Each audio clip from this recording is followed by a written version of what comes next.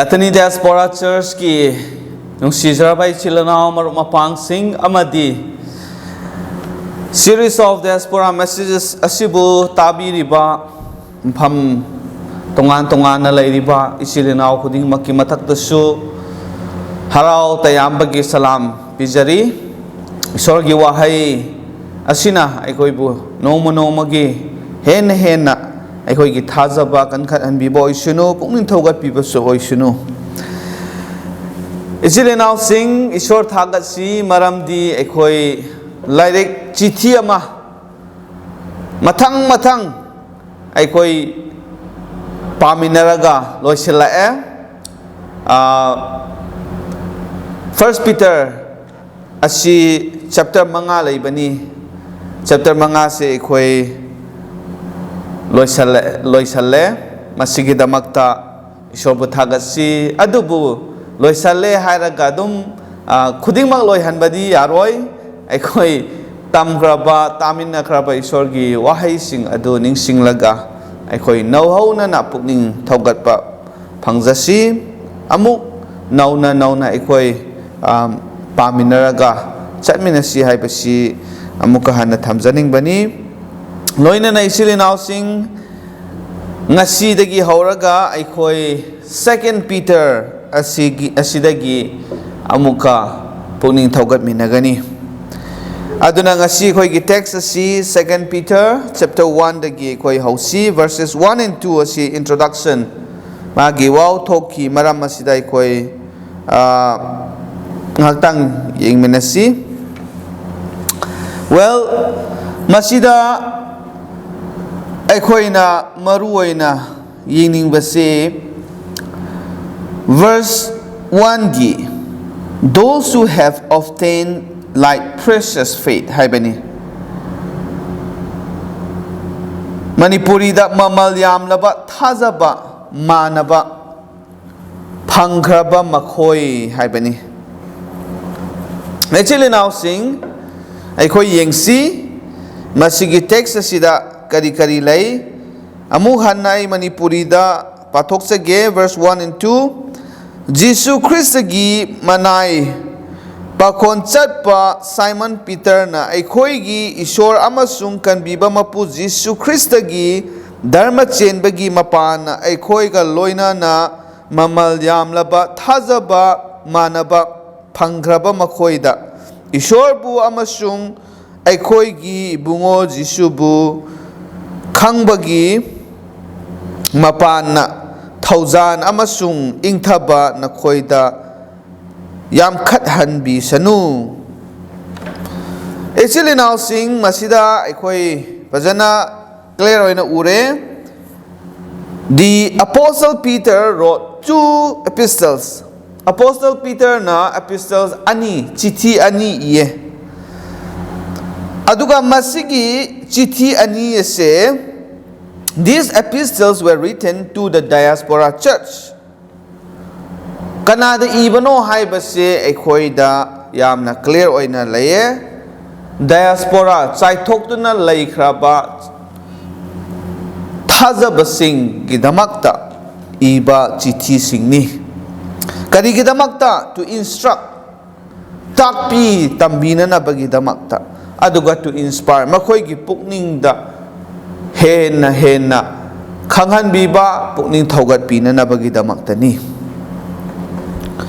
aduna ngasi second epistle of Peter gi chithi ani shuba asida aikoina kari ubra hairaga ahanba wahai sing aduda aikoina smaina ui the apostle Peter pakon chatpa Peter Simon Peter haina su phajana mahakna identify tawe he identified himself as the writer mahak masamak na iba chithini haibase mahakna sida phongdoe he was called Simon by his parents mahaki mingase aikoina ayamba Peter hoina khangnei adubu mama mapa na di mahak ase Simon haina tholambani adudagi Peter ase hablakpani aduna Jesus Christ na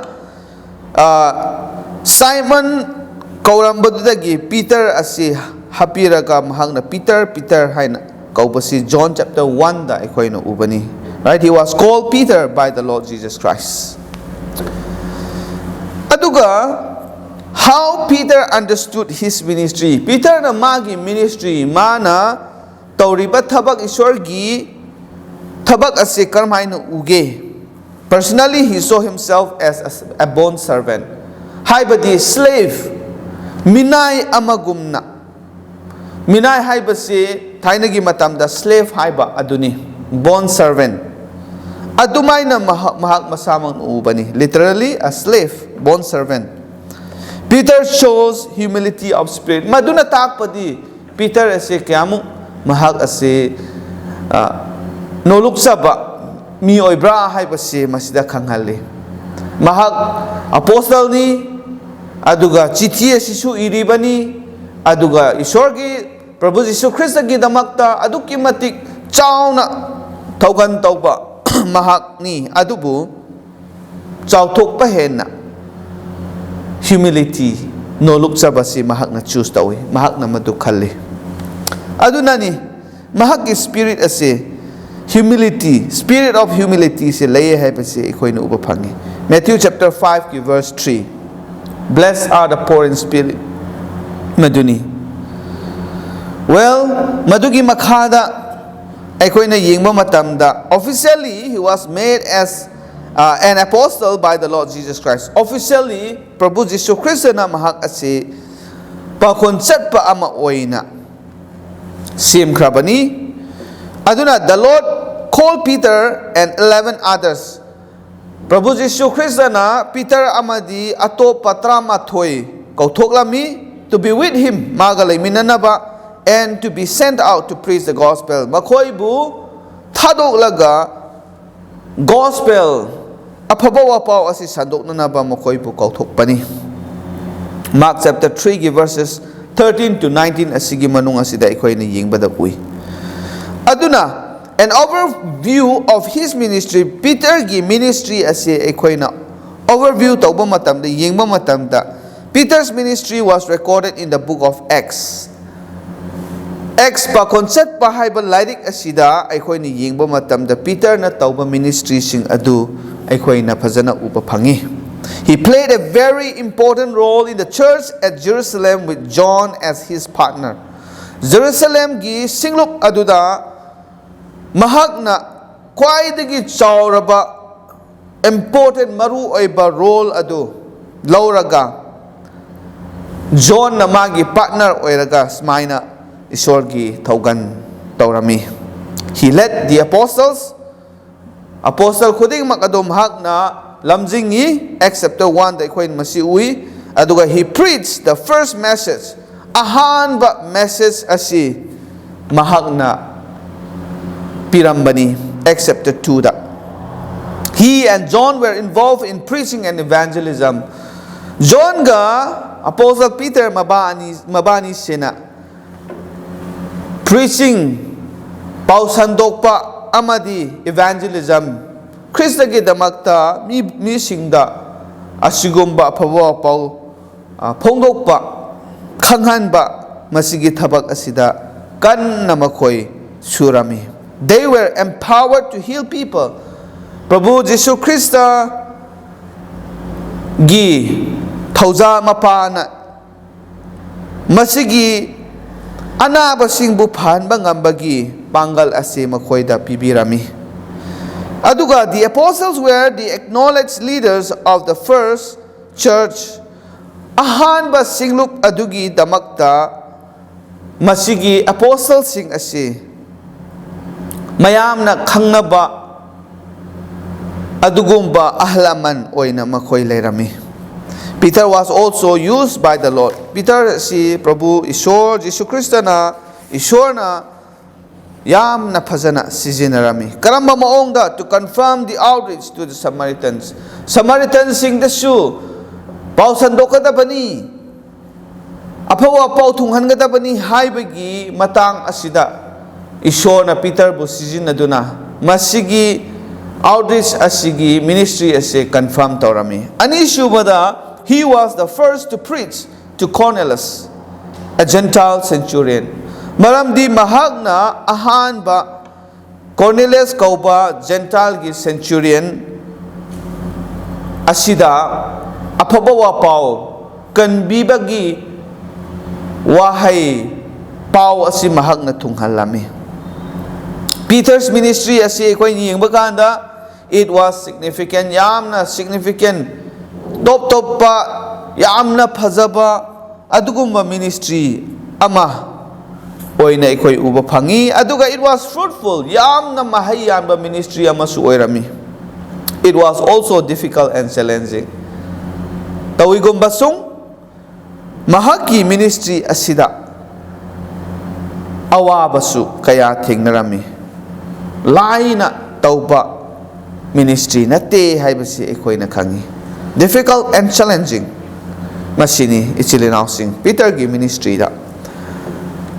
Aduga mahag mathangda kari taurakpano haiba kande a writing ministry ed mangonda ishorna Prabhu gi chanbibagi makhada preaching ga evangelism aduga church ki leader singlup ki leader ama oina leiba adugi mathakta ibagi ministry asisu ishorna happy.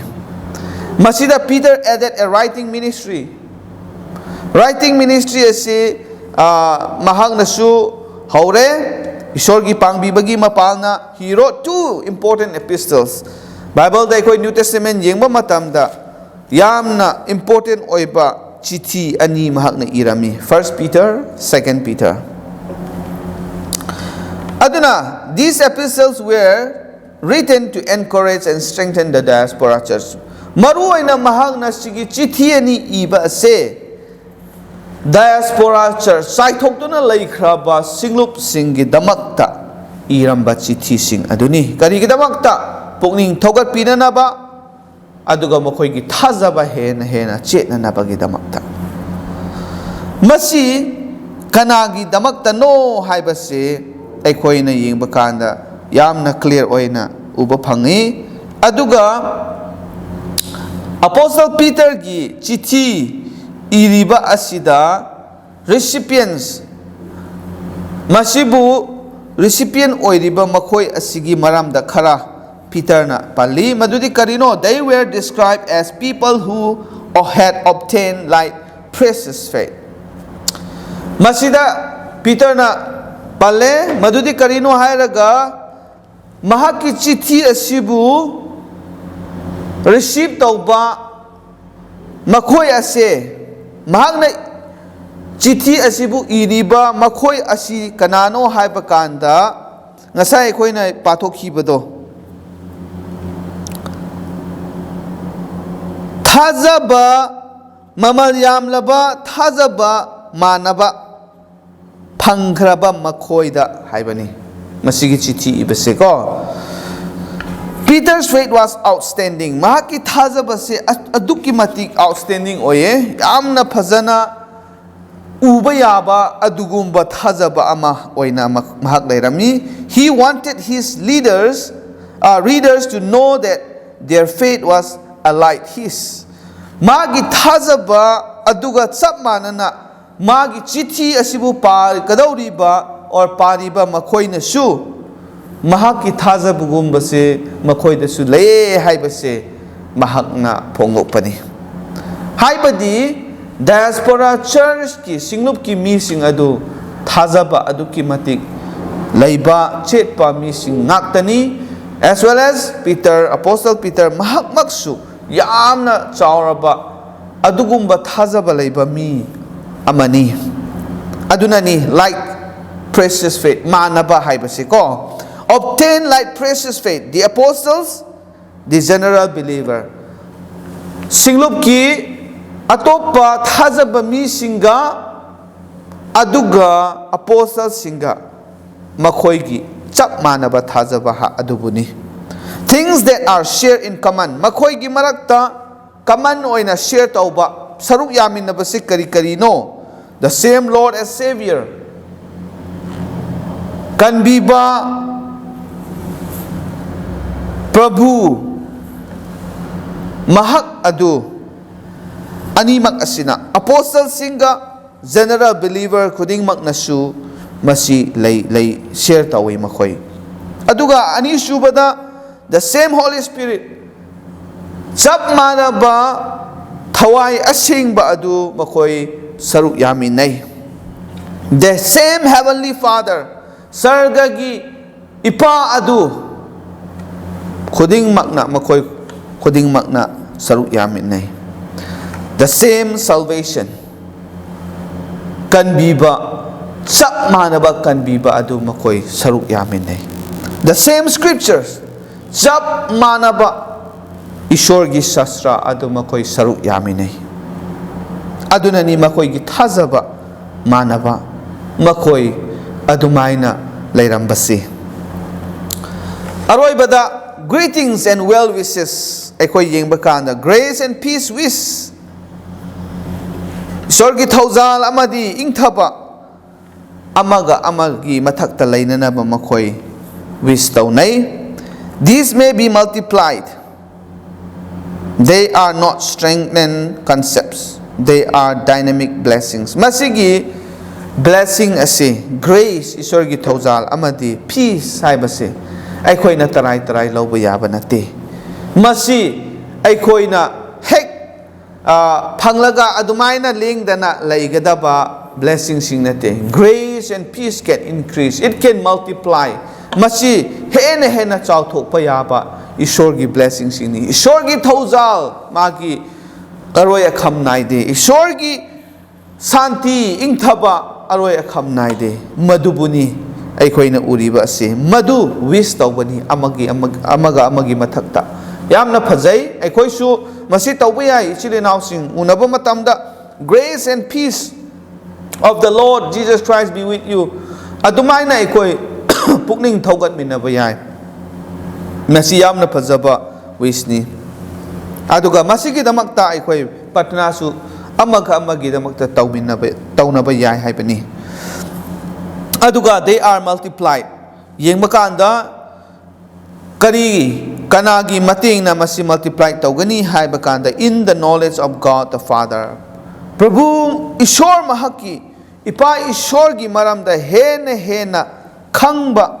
aduna masida aikoi Ishor gi thaujal asi Ishor gi ingthaba asi hena uba phangani in the knowledge of the Lord Jesus Christ Prabhu Jisu gi maramda hena khangliba makai Ishor gi thaujal Ishor gi ingthaba asi aikoina uba phangani hena chauthokpa su uba phangani experience tawgani aduna actually now sing asi aikoi pungning thogat ningba adudi let us be challenged aikoi pungning thogat minasi to appreciate the potential of our faith aikoi gi thajabagi manungda yauriba machak sing ase pajana ningsing laga khanba matamda aikoi masi haraudaba ngamde thagataba ngamde our faith is the same kind as that of the apostles matamaduda apostles singna amadi thajaba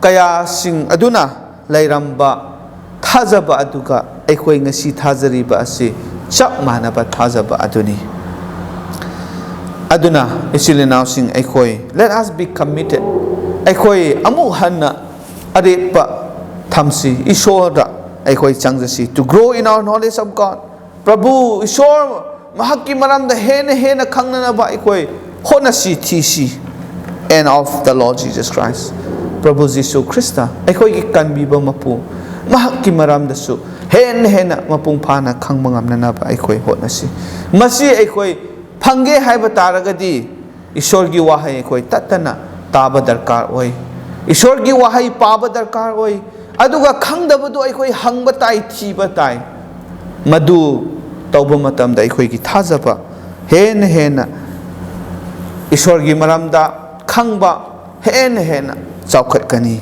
aduga aikoi gi damakta Ishor gi grace Ishor gi peace adu mapung phana aikoi experience tawgani phangba ngamgani Ishorna loina bibo oisunu Ishorda pratna nga tang haijase thagat sari pa Ishor na ki thaujal mapana nga sisu na haki wahai ase tamin na duna aikoi gi pukning thogat pire maruoina ipa